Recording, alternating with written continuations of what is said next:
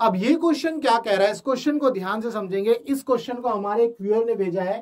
Question बोल रहा है a dog of mass 10 kg stands on a stationary boat of mass 40 kg so that he is 20 metre from the shore। एक dog है जिसका मास 10 kg का है, वो एक स्टेशनरी बोट पर है और बोट का मास जो है 40 kg गिवन है।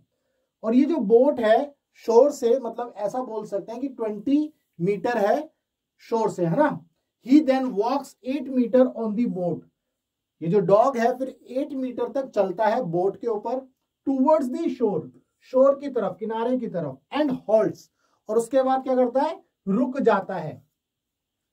How far is he from the शोर नाउ।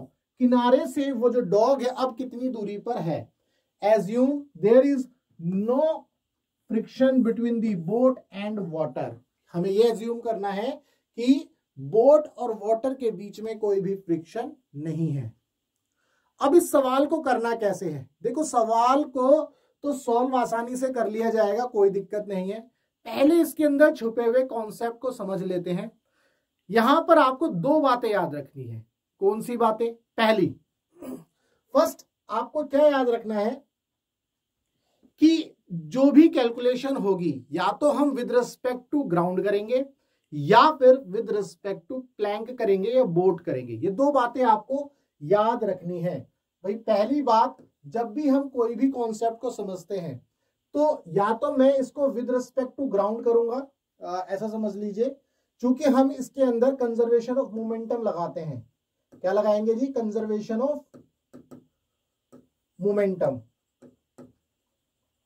जब हम इसमें कंजर्वेशन ऑफ मोमेंटम लगाएंगे तो दो बातें आपको याद रखनी है, या तो मैं with respect to ground solve करूंगा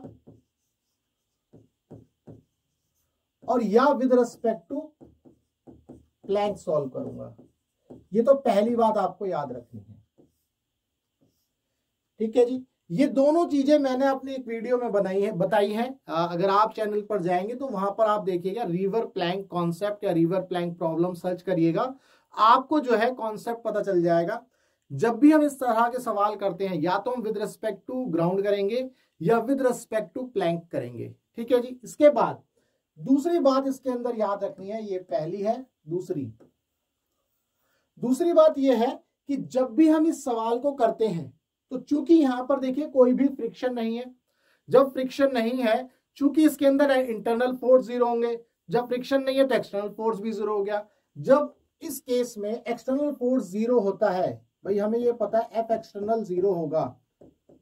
जब एफ एक्सटर्नल 0 होगा तो चूंकि जैसा कि मैंने ऊपर लिखा कंजर्वेशन ऑफ मोमेंटम, तो इसमें हमारा मोमेंटम क्या हो जाता है? कंजर्व हो जाता है, क्योंकि तुम्हारा एफ एक्सटर्नल क्या होता है? एफ एक्सटर्नल हमारा होता है डीपी ओवर डीटी। यहां ध्यान से देखिएगा, जब डीपी ओवर डीटी होगा तो यहां से मैं ये बोल सकता हूं जो डीपी है वो 0 हो गया। डीपी 0 मतलब मोमेंटम जो है कंजर्व हो गया। कंजर्व का मतलब क्या हो गया? P1 is equal to P2, ये है, या initial momentum is equal to final momentum. ये आपको समझ में आया? इससे क्या पता चला? जब मोमेंटम कंजर्व है, चूंकि मास में तो कोई चेंज आएगा नहीं, जब मास में कोई चेंज नहीं आएगा, जब मोमेंटम कंजर्व है तो मास में कोई चेंज नहीं आएगा, तो क्या मैं ऐसा लिख सकता हूं, let's say P is equal to mv, तो m में तो कोई चेंज नहीं आएगा, तो इसका मतलब वेलोसिटी भी क्या हो जाएगी? कांस्टेंट हो जाएगी। ये किसकी बात हो रही है? सेंटर ऑफ मास की। ये बात ध्यान रखिएगा, यहां पर वेलोसिटी किसकी बात होगी? सेंटर ऑफ मास की। ये किसकी बात होगी? सेंटर ऑफ मास की वेलोसिटी की। इंडिविजुअल ऑब्जेक्ट की वेलोसिटी चेंज हो सकती है। यहां पर जो कंजर्वेशन मोमेंटम बात कर रहे हैं, ये सिस्टम की बात हो रही है, ये भी आप समझिएगा। ये जो बात हो रही है किसकी हो रही है? सिस्टम की, कंप्लीट सिस्टम की। और जब सिस्टम की बात होगी तो यहां पर वेलोसिटी ऑफ सेंटर ऑफ मास जो है कांस्टेंट रहेगा, ठीक है। अब ये जो वेलोसिटी ऑफ मास, जो वेलोसिटी जो है सेंटर ऑफ मास का कांस्टेंट रहने का मतलब क्या है? यहां पर हम समझते हैं, चूंकि एफ एक्सटर्नल 0 है, तो एफ एक्सटर्नल 0, तो क्या मैं इसको इस तरह से समझ सकता हूं, F external is equal to M A. Mass में कोई चेंज नहीं आएगा, तो इसका मतलब एक्सीलरेशन जो है सेंटर ऑफ मास का वो क्या हो गया, जीरो हो गया। भाई जब एफ एक्सटर्नल जीरो होगा तो ए सेंटर ऑफ मास जीरो होगा, मास तो जीरो नहीं हो सकता। जब ए सेंटर ऑफ मास जीरो हो गया तो आपको ये पता चला कि भाई इसमें दो केस बन सकते हैं, या तो velocity of centre of mass constant है, भाई जब वेलोसिटी चेंज ही नहीं होगी तो एक्सीलरेशन हमेशा क्या होगा, जीरो होगा। जब वेलोसिटी चेंज नहीं होगी तो एक्सीलरेशन क्या होगा उस केस में, जीरो। अब वेलोसिटी मान लो रेस्ट में है, velocity of centre of mass rest में है यानी कि जीरो है, तो ये भी एक केस बनता है जिसमें एक्सेलरेशन जीरो हो जाएगा, और जब एक्सेलरेशन जीरो हो जाएगा तो मोमेंटम कंजर्व रहेगा। तो यहां पर ये बात है समझने की कि या तो velocity of centre of mass constant होगा, कांस्टेंट वेलोसिटी से सेंटर ऑफ मास मूव कर रहा होगा, या फिर velocity of centre of mass zero होगा यानी कि रेस्ट पर होगा। तो जब मोमेंटम को कंजर्व करना है तो अगर मान लो initial momentum is equal to final momentum हम करेंगे, तो जो velocity of centre of mass है वो इनिशियल में भी सेम रहेगा और फाइनल में भी सेम रहेगा। अगर कोई ऑब्जेक्ट पहले से ही सेंटर ऑफ मास उसका रेस्ट में है तो जब वो मूव करेंगे उसके बाद भी उनका velocity of centre of mass rest में रहेगा यानी कि उस समय भी जीरो रहेगा। तो ये दो बातें आपको समझनी है, और ये सवाल जो है ये सवाल इस वाले कॉन्सेप्ट के ऊपर है। ये आपको यहां पर मैंने समझाया कि ये जो क्वेश्चन है ये इस सवाल इस कॉन्सेप्ट के ऊपर है, क्योंकि इस केस में शुरुआत में वेलोसिटी जो सेंटर ऑफ मास है वो रेस्ट में है, और चूंकि बोट जो है वाटर के ऊपर है तो कोई फ्रिक्शन नहीं लग रहा है, तो जब एक्सटर्नल फोर्स जीरो हो गया तो मोमेंटम कंजर्व रहेगा, और जब मोमेंटम कंजर्व रहा उस केस में यहां पर आप देख रहे हो ये बोट स्टेशनरी है, डॉग भी शुरुआत में स्टेशनरी में था, रेस्ट पे खड़ा था, तो उस केस में जो इनका velocity of centre of mass zero था। जब ये कुत्ता चलेगा, जब कुत्ता चलेगा तो तब भी वेलोसिटी ऑफ सेंटर ऑफ मास भी क्या होगा, जीरो होगा। ये कॉन्सेप्ट आपको समझना है। इसके बाद एक क्वेश्चन और कराएंगे जिसमें वेलोसिटी ऑफ सेंटर ऑफ मास जो है कांस्टेंट नहीं होगा, वो मूव कर रहा होगा, नेक्स्ट देखेंगे। फिलहाल इस सवाल को समझते हैं। उम्मीद करता हूं ये कॉन्सेप्ट आपको समझ में आया।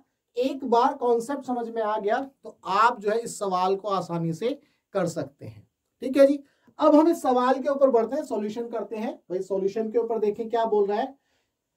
तो सॉल्यूशन क्या कह रहा है जी, हम इसका डायग्राम बनाएंगे और डायग्राम बना करके इसको समझने की कोशिश करेंगे। मान लो ये बोट है, यहां ध्यान से देखेंगे, लेट्स से ये बोट है,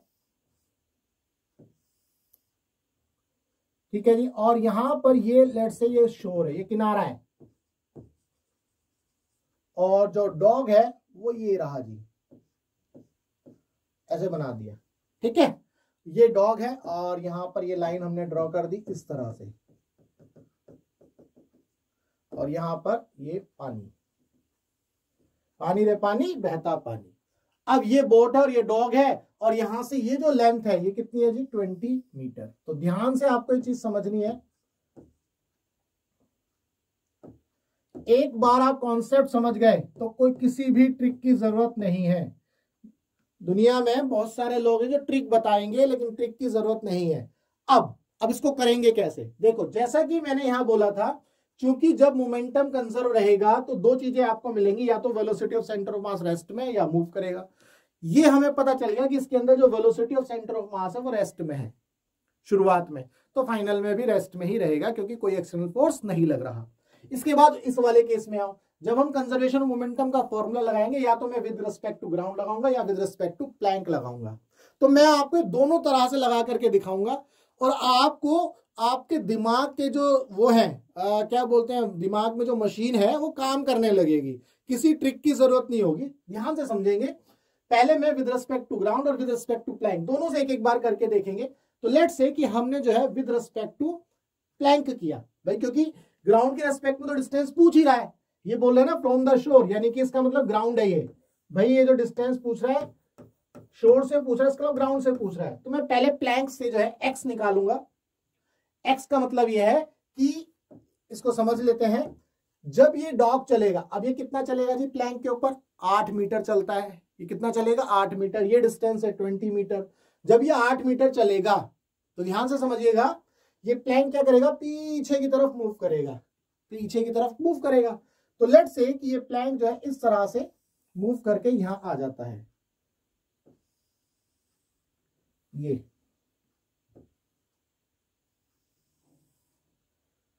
ठीक है जी, ये प्लैंक यहां आ गया। और हमारा जो डॉग है वो इस समय कहां होगा इसको भी हम जानेंगे। और ये आपकी ये वाली लाइन तो है ही। तो लेट्स से कि ये जो डिस्टेंस है ये एक्स आई, ये डिस्टेंस एक्स आई है। तो डॉग जो है विद रिस्पेक्ट टू प्लैंक हम सॉल्व कर रहे हैं इसको। पहले मैं विद रिस्पेक्ट टू प्लैंक बता रहा हूं।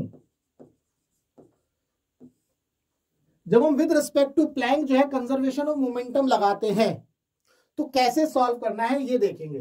भाई डॉग जो है कितना आगे चला प्लैंक के रेस्पेक्ट में, ये डॉग कितना मूव करा, क्वेश्चन में गिवन है ये जो डॉग है प्लैंक के ऊपर कितना चलता है 8 मीटर। तो इसका मतलब प्लैंक के रेस्पेक्ट में ये कितना चलेगा जी 8 मीटर। लेट्स से कि ये डॉग जो है चलते चलते चलते मान लो यहां पहुंच गया,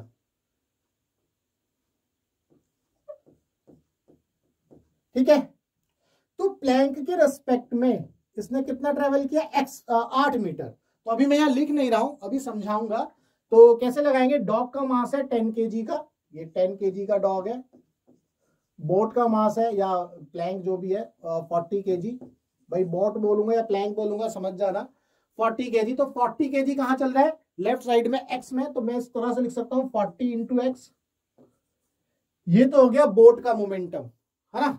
ये किसका हो गया जी बोट का, सॉरी बोट का मोमेंटम है। प्लैंक के रेस्पेक्ट में सिंगल बोट नहीं लेनी है, अभी समझेंगे। पहले हम डॉग का देखते हैं, डॉग कितना चलेगा 8 मीटर, है ना। तो डॉग का मास है 8, मास इंटू वेलोसिटी सॉरी 10, और कितना चलता है ये 8 मीटर चलता है। ये हो गया किसका मोमेंटम डॉग का, क्लियर है। दैट इज इक्वल टू, भाई मोमेंटम कंजर्व रहना है, डॉग जिस मोमेंटम से चलेगा, भाई ये हो गया 10 इंटू 8, ये मोमेंटम किसका हो गया डॉग का। तो प्लैंक जो है पीछे जाएगा, प्लैंक पीछे जाएगा, तो प्लैंक किस मोमेंटम से पीछे जाएगा ये आपको समझना है। अब आप क्या करोगे, आप सोचोगे कि प्लैंक का मास जो है या बोट का मास जो है 40 है, उसको एक्स से मल्टीप्लाई कर देंगे। तो ये जो चीज है गलत हो जाएगी। क्यों, क्योंकि जब डॉग मूव करता है तो डॉग की अपनी वेलोसिटी आती है, डॉग की अपनी वेलोसिटी आती है, डॉग का अपना मास भी आता है इस केस में। जब इसका अपना मास आएगा तो ये जो है ना प्लैंक के ऊपर डॉग के मास का भी इफेक्ट रहेगा। इसीलिए जब हम इस तरह से करते हैं विद रिस्पेक्ट टू प्लैंक, ध्यान से समझिएगा जो लाइन बोल रहा हूं, ये विद रिस्पेक्ट टू प्लैंक कर रहा हूं।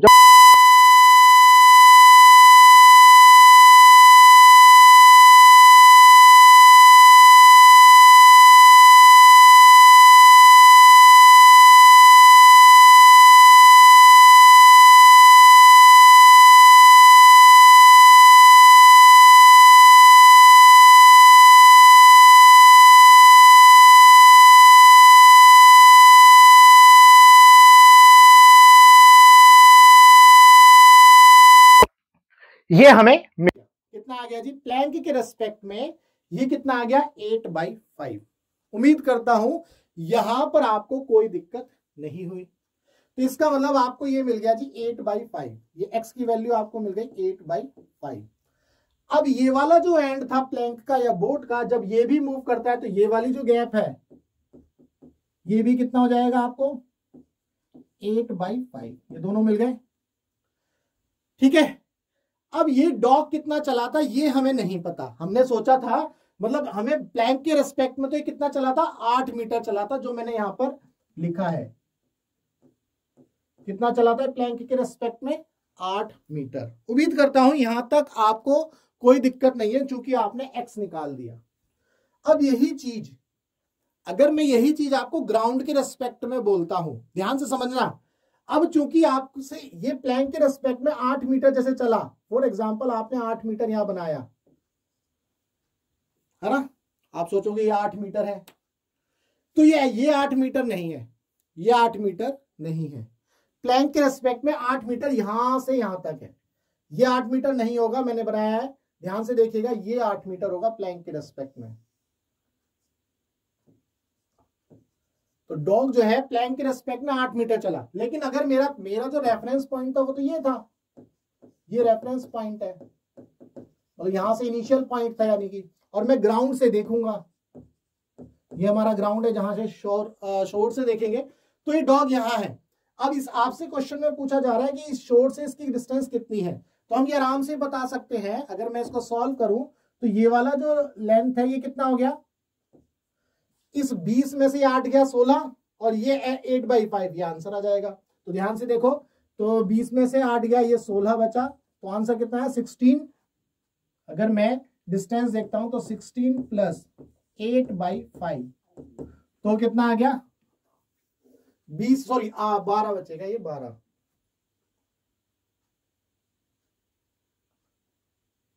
ये जो है आपका 12, भाई 20 में से 8 गया 12, सॉरी 12, और ये 12 आया तो 12 + 8/5। हमें तो यहां से गैप देखना है, डिस्टेंस देखनी है शोर से।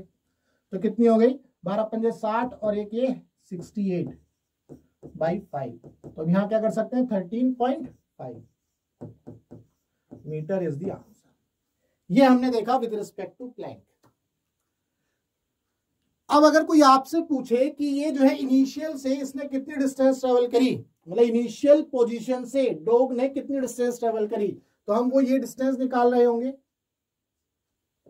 तो ये डिस्टेंस आप कैसे निकाल रहे होंगे, 8 में से 8 - 5 देना, 8 में से 8/5 कर देना, आपका आंसर आ जाएगा कुछ 5×8 = 40 में से 8 गया 32/5 आएगा। ठीक है जी, तो ये आ गया विद रिस्पेक्ट टू प्लैंक। हमने ये इस तरह से कर लिया। अब मैं आपको यही सेम चीज विद रिस्पेक्ट टू ग्राउंड बताता हूं, कैसे करना है ये ध्यान से देखेंगे। कोई ट्रिक नहीं है। लोग बोलेंगे ट्रिक ले लो, ट्रिक क्या है, लोग बोलेंगे जो बॉडी मूव कर रही है उसका mass into distance divided by total mass, ऐसे ट्रिक बता रहे होंगे। एक्चुअल में वो ट्रिक नहीं है, एक्चुअल में वो विद रिस्पेक्ट टू प्लैंक वाला कॉन्सेप्ट है। जब टोटल मास की बात आएगी और जब विद रिस्पेक्ट टू ग्राउंड, अब ग्राउंड के रिस्पेक्ट में हम देखेंगे, जब हम ग्राउंड के रिस्पेक्ट में बाहर खड़े होकर के देखेंगे तो ये जो 40 kg है ये डिफरेंट काम करेगा, ये अलग काम करेगा, ये 10 kg अलग तरह से काम करेगा। जब ग्राउंड के रिस्पेक्ट में देखेंगे, ध्यान से समझना, 10 kg जब आगे मूव करेगा, 10 kg आगे मूव करेगा और ये 40 kg पीछे मूव करेगा, तो हम ग्राउंड के रिस्पेक्ट में मान लो यहां पर जो है हमारा ग्राउंड मैन खड़ा है, ये क्रिकेट तो नहीं देख रहा है ग्राउंड मैन, ये जो है ग्राउंड की देखभाल नहीं कर रहा है, ये जो है बोट देख रहा है, प्लैंक को देख रहा है और डॉग को देख रहा है। जब ये यहां खड़े होकर के देखेगा, ये देखेगा यार ठीक है जी प्लैंक तो x पीछे चला गया है ना, प्लैंक कितना गया पीछे x, तो अगर मैं इस प्लैंक को ये देखूंगी 40 × x,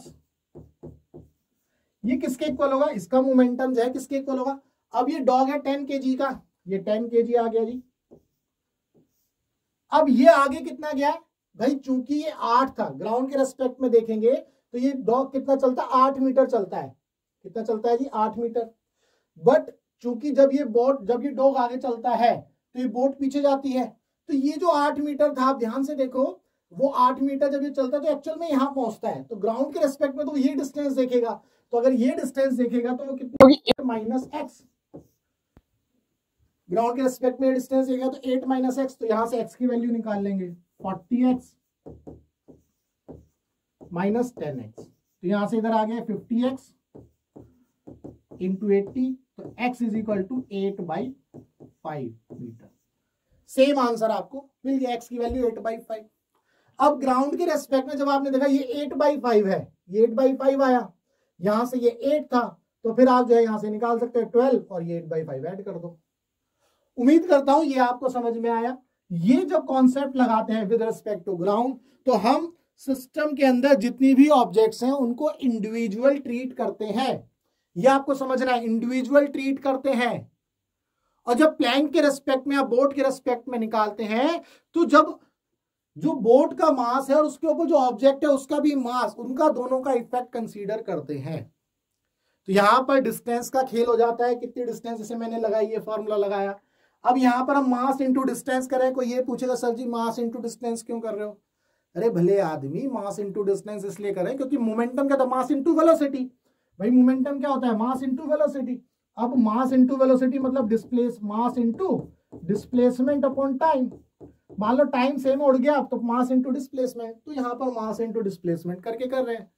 तो ये बात आपको समझनी, जब विद रिस्पेक्ट टू ग्राउंड करेंगे तो ये 40 जो है एक्स की तरफ जाएगा, लेकिन जो डॉग है वो आगे चलता हुआ जब यहां से आदमी देखेगा, या आप ही खुद सामने से देख रहे हो, आप व्यूअर हो, आप देखो जब ये डॉग ऐसे चल रहा है तो बोट पीछे जा रही है, तो एक्चुअल में ये इतना ही चला ना।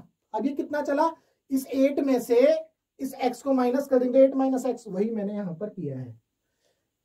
लेकिन जब बोट के रेस्पेक्ट में निकालते हैं तो वो तो बोट के रेस्पेक्ट में तो वो पूरा 8 चला था, वो मैंने वहां किया था 10 into 8।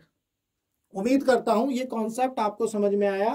तो जब भी इस सवाल को करना है तो आपको ये दो बातें याद रखनी है, या तो विद रिस्पेक्ट टू ग्राउंड करेंगे या विद रिस्पेक्ट टू प्लैंक या बोट करेंगे। उसके बाद वेलोसिटी ऑफ सेंटर ऑफ मास या तो रेस्ट में रहेगा या मूव करेगा। इस क्वेश्चन के अंदर velocity of centre of mass rest में था, इसीलिए हमने इस सवाल को आसानी से कर लिया। जब velocity of centre of mass move करेगा, मान लो initially velocity of centre of mass move करेगा, तब कैसे करना है उसको हम नेक्स्ट वीडियो में देखेंगे। उम्मीद करता हूं आपको इस क्वेश्चन के अंदर या इसके अंदर जो भी डाउट था वो डाउट आपका जरूर क्लियर हुआ। अगर आपका फिजिक्स के अंदर कोई भी डाउट है, चाहे थ्योरी हो या क्वेश्चन हो, आपको करना क्या है, आपको इस नंबर पर व्हाट्सएप करना है, हम आपके डाउट का बेस्ट वीडियो सॉल्यूशन आपको बना करके देंगे। आप इंडिया के किसी भी कोचिंग सेंटर में पढ़ते हो, चाहे अड्डा में, चड्डा में, पीडब्ल्यू में, सीडब्ल्यू में, टीडब्ल्यू में, आकाश में, एलन में, फिटजी में, कहीं भी आपका फिजिक्स के अंदर कोई डाउट है, चाहे थ्योरी हो या क्वेश्चन हो, कोई सॉल्व नहीं हो पा रहा है और कोई डाउट नहीं बता रहा है, तो आपको करना है क्या, इस नंबर पर व्हाट्सएप कर देना अपना डाउट, हम बेस्ट वीडियो सॉल्यूशन आपके डाउट का बना करके देंगे। तो चलिए मिलेंगे हम अपने नेक्स्ट डाउट में।